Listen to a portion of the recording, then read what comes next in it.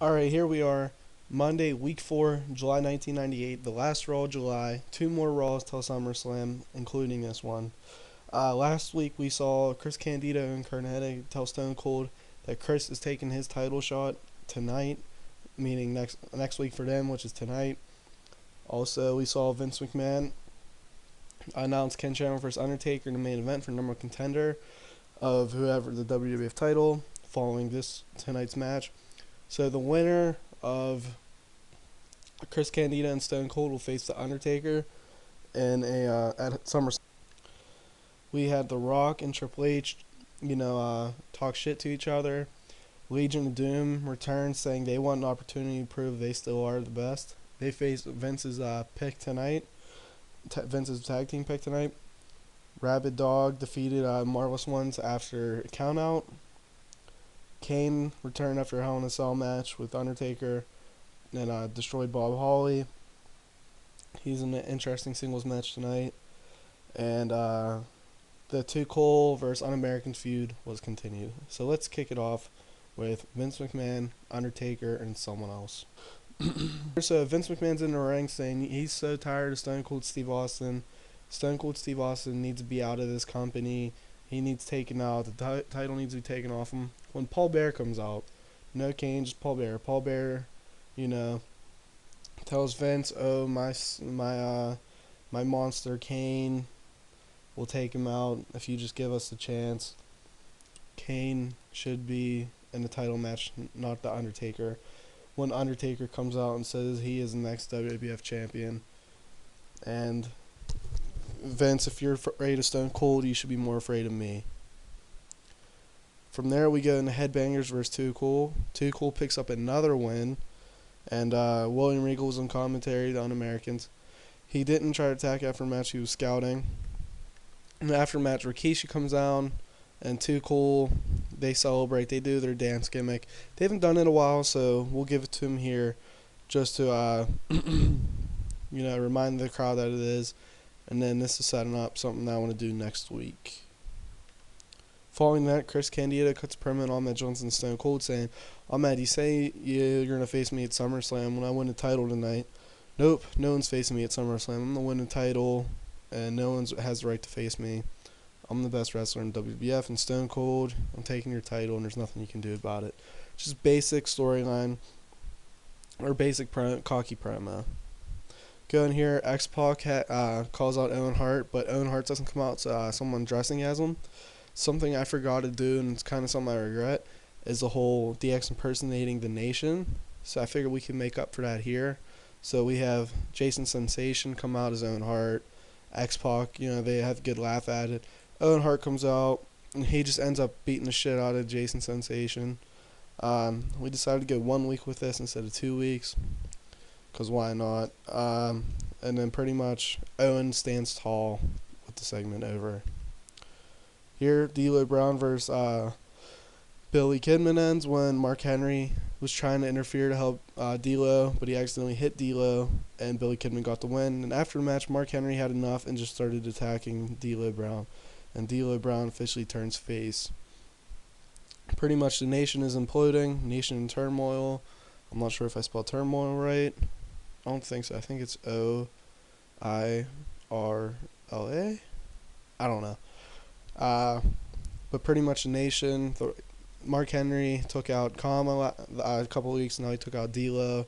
D'Lo's not injured though. He just attacked him. Here, Batista and Road Dogg challenge Mara and Barton to a match for the titles, or just a match. And Mara Barton comes out and refuses, saying, "You don't deserve a championship title with us. I mean, we're the best tag team in the world, and you guys are just nothing." Following that, Legion of Doom returns. Vince's pick was the Corporation. So, Road Warriors defeat Corporation when Road Warrior Animal pins Umaga. Pretty much, Road Warriors would get a win here. So, the thing is, I think this was a hard match for me to decide who should win. And how do I continue this feud? So pretty much Road Warriors win here, get the a little bit, not an upset, but I don't think it's an upset in my mind because I wasn't planning for them to win originally. But I don't know. So you have Umaga and Ken Shamrock miscommunicate, and Road Warriors capitalize on it. and something, I don't know, it's just a good way to push it, and I felt it was right. Here, Triple H tells Rock, you know what, our match at SummerSlam is going to be a ladder match. I picked a stipulation, it's going to be a ladder match. You know, he's cocky. Triple H isn't too serious at this point, but he's cutting a good promo. Hopefully it's not too long, 20 minutes long. I'm about doing this right before Raw, so there's a chance he might come out and do a 20-minute promo. But pretty much is, he tells Rock we're doing a ladder match. Rock comes out and says fine, blah, blah, blah. I haven't really done a ladder match. I think this is the first one, because I had to write this angle. No, it's basic. Actually, I'm going to talk about that in a second. But pretty much, first ladder match. I like doing a Hell in a Cell, a last man standing match. The ladder match I like too, but I didn't really have a chance yet. So I've been watching like other people's YouTube videos of this game, and I noticed they get very more in depth in their promos, writing stuff out. Like they'll say Triple H says, you know, dot dot dot dot dot dot.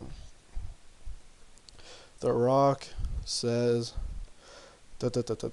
I don't know how I feel about that. Like I like it when people do it. I don't think I'm like equipped good enough to do it. I know what I want the people to say, but I'm not going to write their promo for them. I'd be more the type, like bullet points, like Triple H say, Rock, you know, you've been avoiding me last week. You've been cheating. There's going to be a match where you can't cheat. Everything's legal. The only way you could win is go up and take the title. Like something like that. But, you know, he throwing a suck it here, suck it there. Got 2 words for you. You know, The Rock would come out, play more of a straight man, saying, you know, that's fine. I've been climbing the ladder of success. He actually did a promo like that, or he's climbing the ladder prior to the match, and he's climbing the ladder of success, and he's going to retain his title. But I wouldn't write exactly Triple H says, Rock, you smell. And then Rock says, you know what I'm cooking. Something like, I don't know. A lot of people do that. They're pretty good at it. Like, it's called the dude who does the NXT series. I saw that. He's like, I watched like the first episode in 50th. He like had the Click in it, and like Kevin Owens in it. Like he had him read out the whole premise, and they're pretty good. I just don't think I'm good enough to do that. I figured I'd say that in the side just cause. Also, in the options, I turn off still characters because I feel like I should know when the characters are still, not the game should tell me. Like, do I have any stale characters right now? I think Bob Holly is stale. Maybe APA. Actually, no, they kind of just turned face. But, like, I don't know. I think my acts, I try to keep them fresh. I don't overuse them so they're not stale. I think the game has people become stale too often. So I just figured I'd say that too. Here, the Extreme Allies, Mankind, Al Snow, cut a promo on Brian Pillman. They had a confrontation last week, and Al Snow's having a match right now, and he faces Kane. So Kane versus Al Snow. Kane wins when Brian Pillman hits Al Snow. Not that Kane needed his help, but it's just a way to take it. But pretty much, you know, the story is Kane was facing Al Snow. Brian Pillman cost Al Snow the match. And then Kane's in the ring. Brian Pillman comes in and beats him in Al Snow. And Mankind runs out. And, you know, Kane is leaving the ring. Mankind maybe hits Kane. So pretty much next week, the main event is Brian Pillman and Kane versus Al Snow and Mankind. I was thinking about doing this at SummerSlam, but, you know, to get Kane on the card and get Al Snow on the card, because I was thinking doing Mankind versus Brian Pillman, but I've yet to decide, to be honest, because I was thinking having Mankind versus Pillman, Mankind go over, but then I was like, Mankind won the first match, so I haven't really thought through it yet. So I'm just saying next week, most likely, a split down the middle here. Split down the middle, that's the main event. Because, you know, I think having good main events is important. Here's Stone Cold, cuts a promo on Chris Candido and Undertaker. Pretty much saying, Chris, you're not taking my title. Undertaker, you're not taking my title. I'm the champ, blah, blah, blah. Vince McMahon, kiss my ass. Once again, like, I can't write Stone Cold's promo, but I think you guys would get what he's saying. And before we go to the match, I'd like to say, this is biggest match in Chris Candido's career, in my opinion. If he doesn't have a good rating, because it's a title match, it's going to put a cap on him. It's going to put a glass ceiling on him, like, or just a ceiling on him. as a main eventer or mid carder or upper mid carder. We'll say mid carder and main eventer. If he has a hell of a rating, I think he's gonna become a main eventer. If he has a decent rating, it's gonna be mid carder, like 80 to 89 mid carder. I think, 80 to 85 mid carder, 86 to 80, 86 to 90 has a chance to break that main event. He's just not ready yet. If he gets a rating over 91, I think I have no choice than down the line to make him main eventer, because every title defense, WF title defense, has been over 90. I was looking at that shit earlier. I'll show you after we checked WCW. I thought that was cool. So let's go to it. I don't know what to expect. All right, drum roll, and we get a wow. Whew. Chris Candido versus Stone Cold Steve Austin ends in 22 minutes 12 seconds with a Stone Cold Stunner. 94 rating. I think Chris Candido has proved himself. So really, to me, the litmus test, definitely in the Attitude Era, Stone Cold, The Rock, Undertaker. But really, if you were doing faces right now, Mankind, Stone Cold, The Undertaker, and then Triple H and Kane are also important, and The Rock, obviously. I'm really proud of this. Wow, I was not expecting this. One of Stone Cold's best defenses, probably. So Stone Cold wins here. I think the basic technical match, Candido gets heat on. Stone Cold makes a comeback at the end. Anything else I want to say? I'm very happy Chris Candido's. It's July, end of April, towards WrestleMania, or end of March, April, toward WrestleMania. I told you guys I was doing something with him. So in 4 or 5 months, we went from not making pay-per-view, being a job guy, to main eventing Raw, the best Raw main event rating of the year.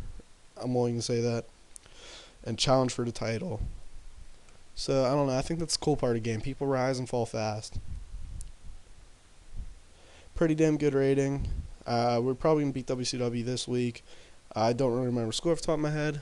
I never really do.